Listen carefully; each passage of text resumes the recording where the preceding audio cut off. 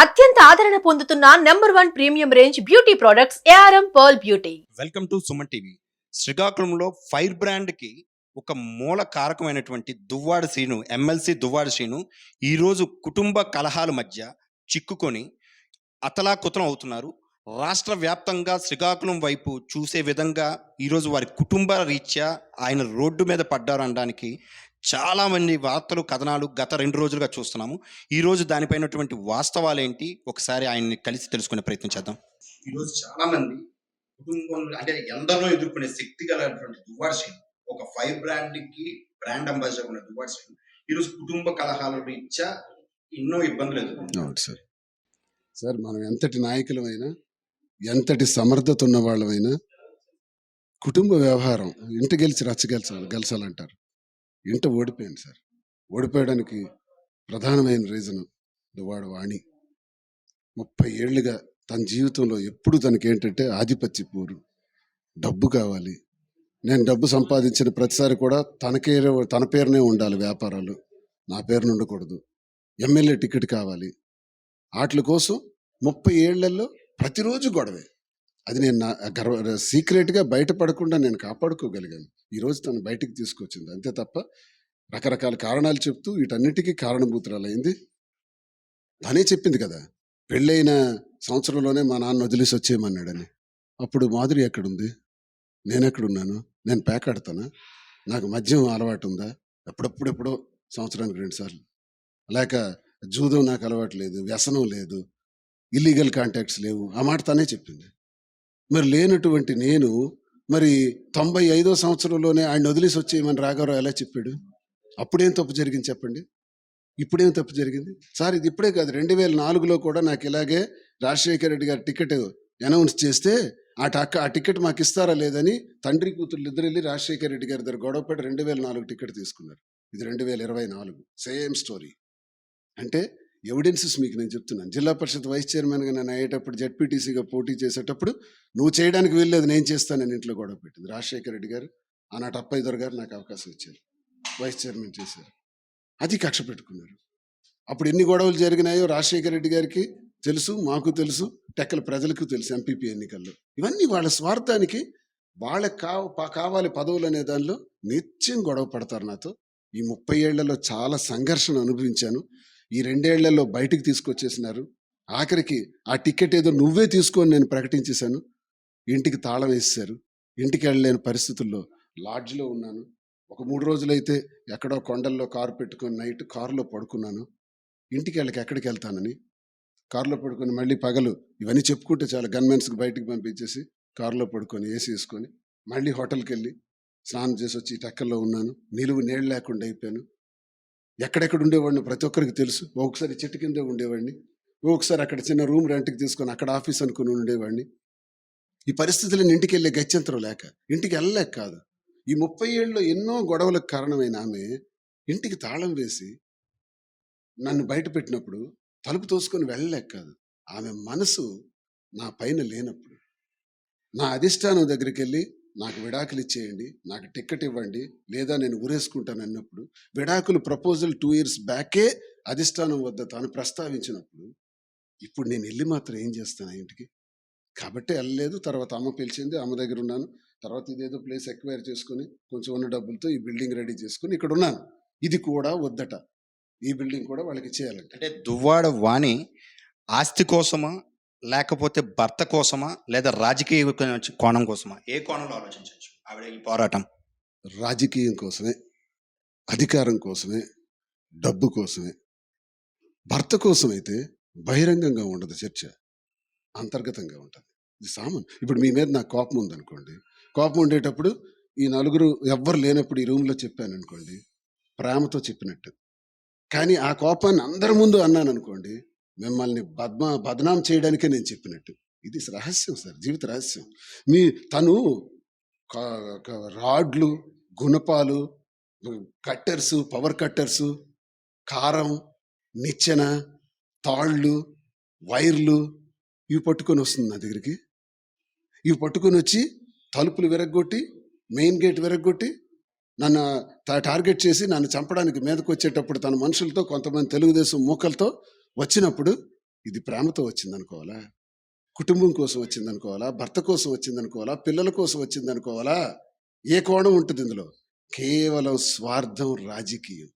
అంటే గత 2 రోజులుగా జరుగుతున్నటువంటి అభిమన్యుడు పద్మవ్యూహంలో చిక్కుకున్నట్లు దువ్వాడ శ్రీను మాధురి మోహంలో చిక్కుకున్నారని మన వాణి గారు ఆరోపిస్తున్నారు. దానిపైన ఏంటి? మాధురి వయసు 33, 34 సంవత్సరాలు. నా వయసు 58 సంవత్సరాలు. ఇక్కడ వ్యామోహాలు, మోహాలు ఉండవు. నేనేమి 58 ఏళ్ల చరిత్రలో 25 సంవత్సరాల రాజకీయ చరిత్రలో ఎన్ని మెట్లెక్కి రాలేదు, ఎన్ని కష్టాలు బాధలు చూసి రాలేదు. ఇప్పుడు ఈ టైంలో నాకు వ్యామోహాలు ఉంటాయా? వ్యామోహం లేదు, అతనికి ఇల్లీగల్ కాంటాక్ట్స్ లేవని నువ్వే కదా చెప్పావు మీడియాలో. మరి ఇప్పుడు వ్యామోహం సడన్గా ఎలాగొచ్చేసింది? నువ్వు సృష్టించావు. నాకు వ్యామోహం ఉందని నువ్వు సృష్టించావు. సరిగ్గా చెప్పుకోలేక దొరికిపోయినావు. నిజం ఇలాంటిగా ఉంటుంది సార్. నిజం నిప్పు లాంటిది. నేను చెప్పే మాటల్లో నాకు ఒక్క దగ్గర మీరు ఫైండ్ అవుట్ చేయండి నాలో లోపాన్ని, కానీ దొరికిపోతుంది. నాకు 96లోనే వచ్చేయమన్నారు మా నాన్న. ఆయనకు ఎప్పుడు ఇల్లీగల్ కాంటాక్ట్స్ లేవు. Yes, this is right. కాబట్టి నువ్వు చెప్పావు 20-30 సంవత్సరాల్లో లేనిది పెళ్ళైన తర్వాత ఇప్పుడు ఉంటుందా నాకు ఇల్లీగల్ కాంటాక్ట్? నువ్వు సృష్టించావనేది స్పష్టమైంది. అది ప్రజలు గుర్తించారు. అందుకే నువ్వు టికెట్కి పనికిరావని ప్రజలు తీర్మానించారు. దువ్వాడ శ్రీనుని ఆర్థికంగా బలహీనపరుస్తున్నారు, అదేవిధంగా రాజకీయ దెబ్బ కొట్టే విధంగాను చూస్తున్నారని ఆరోపణలు వస్తున్నాయి. దీనికి ప్రతిపక్ష పార్టీలు, అంటే ఏదైతే ఇప్పుడు అధికార పార్టీ ఉందో వారి యొక్క హస్తం ఉందని మీరు చాలా మీడియా ఛానల్లో కానీ చాలా ప్రెస్ మీట్లో చెప్తున్నారు. దానిపైన వాస్తవం ఎంతవరకు ఉంది? రెడ్ బుక్ రాజ్యాంగంలో 4వ తారీఖు రిజల్ట్ వస్తుంది. సాయంత్రం 5 గంటలకే నా మైండ్స్ ఆపేశారు. ఈ రోజు వరకు ఓపెన్ కాలం. అలాగే నాకు మరికొన్ని కాంట్రాక్ట్స్ ఉండేవి, అవి ఆపేసినారు. 4వ తారీఖు సాయంత్రానికి నాకు 30 కోట్ల రూపాయలు ట్రాన్సాక్షన్ బిజినెస్ దెబ్బ తగిలిపోయింది. సతమతం అయిపోతున్నాను. ఆర్థికంగా ఆస్తులా వాళ్ళకి రాసేసాను. ఇంకేవో చిన్నపాటి ఉన్నాయి, అవి కూడా రాసేస్తాను నిర్ణయించుకున్నాను. ఉన్నది ఇల్లే. నా దగ్గర బ్లాక్మెయిల్ చేసింది మాధురి. బ్లాక్మెయిల్ చేయడానికి దువ్వాడసిన దగ్గర ఏముందని చేస్తారు. నాకు ఆస్తి ఉందా? ఆమె దగ్గరే డబ్బులు ఉన్నాయి. ఇంకా నాకన్నా కావలిస్తే 1 కోటి రూపాయలు, 50 లక్షలు, 2 కోట్లు తీయగలదు. నా దగ్గర ఏమీ లేదు. అధికారం ఉందా? లేదు. హోదా ఉందా? లేదు. ప్రతిపక్షంలో చుట్టూ కత్తుల మధ్య, కూటమి పక్షాన్ని చేస్తున్నటువంటి కత్తుల మధ్య నేను సవారీ చేస్తున్నాను ఒక్కడిని. ఏ క్షణం చంపేస్తారో తెలియదు. నాకు వచ్చిన ఫోన్ కాల్స్ ఇన్ని. అరే నా కొడుక రారా, నీకు కాల్చి పడేస్తాం, చంపేస్తాం, నరికేస్తాం అని. పిస్టల్ ఇవ్వండి నా స్వీయ రక్షణ కోసం గన్ పెట్టుకుని 2 months అయింది, ఇంతవరకు ఇవ్వాల. ఎందుకు ఇవ్వట్లేదు? గన్ మ్యాన్ని తీసేసినారు. నాకు 2+2 గన్ మ్యాన్ తీసేసి 1+1 ఇచ్చారు. దానిపైన కూడా కోర్టుకు వెళ్తాను. ఇవన్నీ అధికార పార్టీ చేస్తున్నటువంటివి కావా? ఇందులో అధికార పార్టీ లేకపోతే ఆమె అక్కడ కూర్చోగలదా? ఏ ధైర్యంతో కూర్చున్నారు? అచ్చెన్నాయుడు మాట్లాడి నువ్వు అక్కడే ఉండి దువ్వాడ శ్రీనివాసను బదనాం చేయని చెప్తున్నాడు. రాత్రి ఫోన్ వచ్చింది, లేకపోతే వాళ్ళు ఎప్పుడో వెళ్ళిపోయిండేవారు. గత 2 రోజులుగా కంటి మీద కునుకు లేకుండా ఒక హైడ్రామా నడుస్తుంది. దీనికి ఎప్పుడు తెరపడుతుందని ఎదురు చూస్తున్న ప్రజలకి ఒక్క మాటలో మీరు చెప్పగలిగిన సందేశం? నా సైడ్ నుంచి అయితే నాకు ఈ 30 ఏళ్ల జీవితం తర్వాత నాకు బాగా ఆలోచిస్తే ఇప్పుడు కుటుంబంతో నేను కలిసి ఉండడానికి వెళ్ళినా నాకు ప్రయోజనం లేదు. మళ్ళీ సేమ్ ట్రీట్మెంట్ రిపీట్ అవుతుంది. అలాగని నాకు పిల్లలు ఉన్నారు. పిల్లలు చూడవలసినటువంటి బాధ్యత ఉంది. పిల్లలకి ఇంకో పాపకు పెళ్లి చేయాలి. ఆమె పీజీ చదువుతుందేమో చదివించాలి. వాళ్ళకి బాగోగులన్నీ చూడాలి. పెద్ద పాపకు ఆర్థికంగా సహకరించాలి. ఇవన్నీ చూడటానికి నేను నిర్ణయించుకున్నాను. పిల్లలకు సంబంధించి నిన్నటి వరకు మొన్నటి వరకు కూడా కావాల్సినవన్నీ ఇచ్చాను. ఒక ఏడాదిలోనే 1,40,00,000 ఇచ్చాను ఖర్చుకి. అంత బ్యాంక్ ట్రాన్సాక్షన్, ఆస్తులు ఇచ్చేసాను. ఇన్ని ఇచ్చిన వాడిని, ఇన్ని చేసిన వాడిని చెప్పుకోకూడదు. ఇలాంటి తండ్రి చేస్తాడు, మీరు చేస్తారు మీ పిల్లలకి. చెప్పుకోవడం అసహ్యం. కానీ తను బయటికి తెచ్చింది కాబట్టి చెప్పాల్సిన కర్మ నాకు వచ్చింది.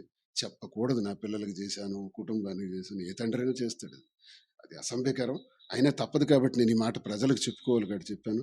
పిల్లల బాధ్యతలన్నీ నావే.